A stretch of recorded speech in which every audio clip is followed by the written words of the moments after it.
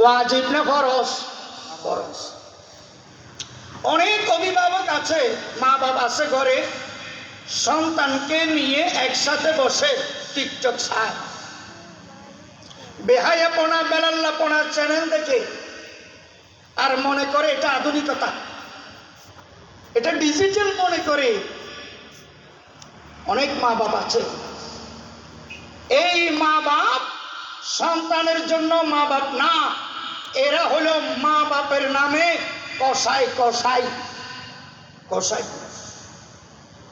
ওই পুরুষ দয়ুস, ওই পুরুষ দোজখী, ওই পুরুষ জাহান্নামী, যে পুরুষ ঘরের মধ্যে পর্দার পরিবেশ করে নাই, পর্দা রক্ষণাবেক্ষণ করে নাই, মা বোনদেরকে পর্দায় রাখে নাই, ওই পুরুষ জাহান্নামী। ওই পুরুষের উপরে রাসূলের লানত, আল্লাহর গজব, ওই পুরুষ দোজখী জাহান্নামী।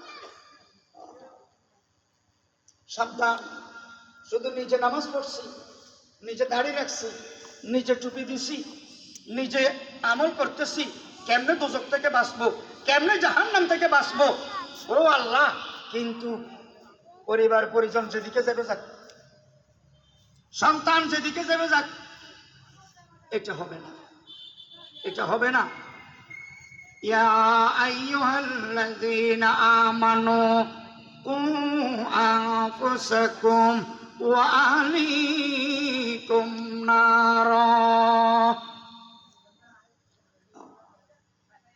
কোন প্রতিবেশীকে, কোন আত্মীয় স্বজনকে, কোন পাড়া প্রতিবেশীকে বা পরিবারের কোন সদস্যকে জবান দ্বারা কষ্ট দিবেন না, হাত দ্বারা কষ্ট দিবেন না, আচার আচরণে কষ্ট দিবেন না, কথার মাধ্যমে কষ্ট দিবেন না, ব্যবহারের মাধ্যমে কষ্ট দিবেন না।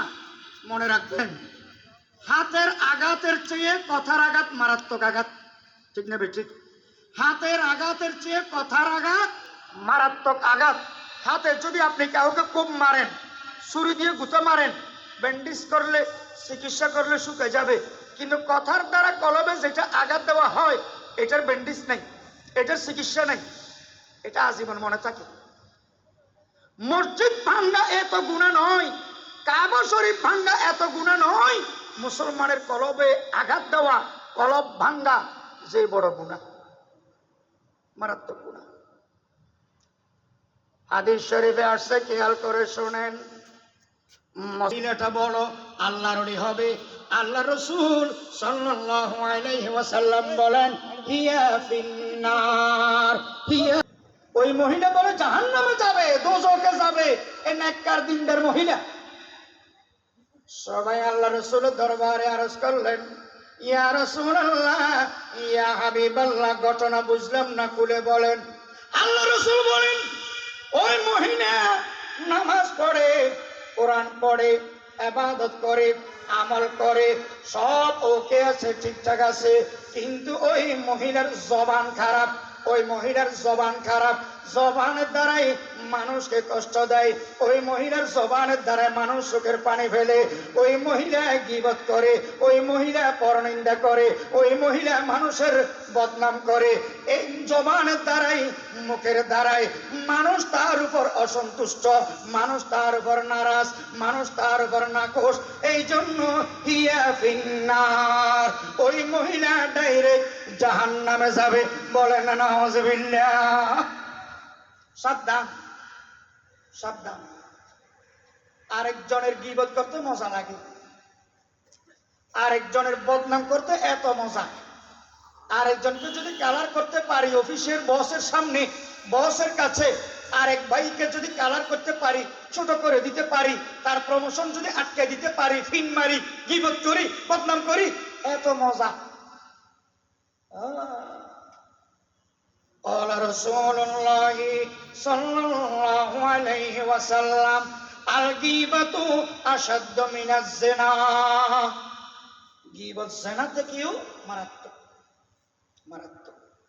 আচ্ছা, মরা ভাইয়ের গোশত, আপন মরা ভাইয়ের গোশত কে খাবে? হাত তোলেন। আপন মরা ভাইয়ের গোশত কেউ খাবে না, কেউ খাবে না।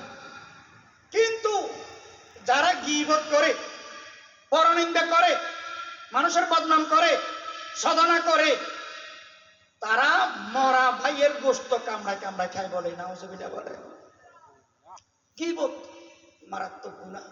আল্লাহর ওয়াস্তে গীবত করবেন না। ইমাম আবু হানিফা রহমাতুল্লাহি আলাইহি, তার বিরুদ্ধে এক মানুষ শুধু গীবত করত, দোকানে, ফুটপাতে, রাস্তাঘাটে, বাজারে ঘাটে, মাঠে ঘাটে, ইমাম আবু হানিফা খারাপ, ইমাম আবু হানিফা এই, ইমাম আবু হানিফা সেই, শুধু গীবত গীবত।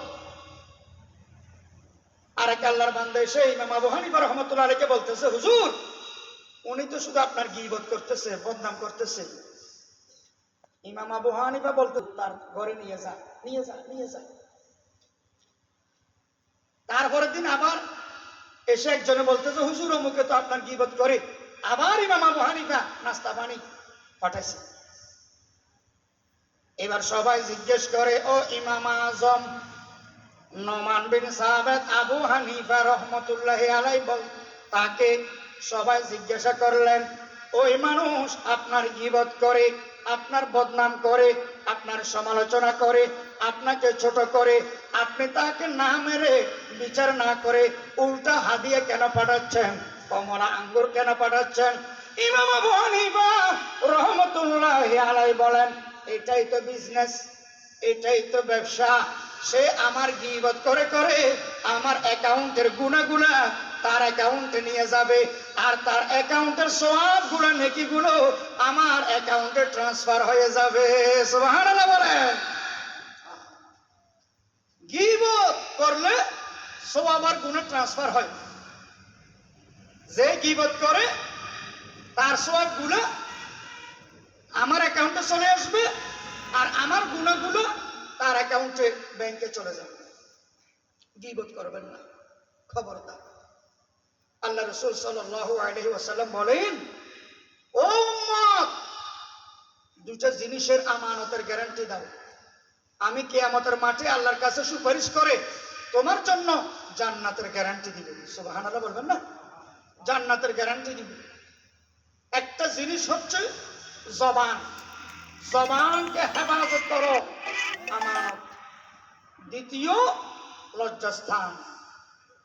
এই দুটো জিনিসকে যদি হেফাজত করতে পারো, আমানত রাখতে পারো, কিয়ামতের দিন আমি রাসূল আল্লাহর কাছে তোমার জন্য সুপারিশ করব, জান্নাতের গ্যারান্টি, জান্নাতের ওয়ারেন্টি। সুবহানাল্লাহ।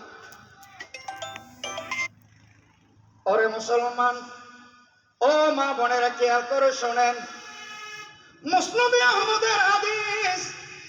আরেক আল্লাহর বান্দা এসে আর আল্লাহ রাসূলকে বলতেছেন, ইয়া রাসূলুল্লাহ, ইয়া হাবিবাল্লাহ, আল্লাহর ওই বান্দি, আপনার ওই উম্মত মহিলা বড় জালেম, বড় জালেম।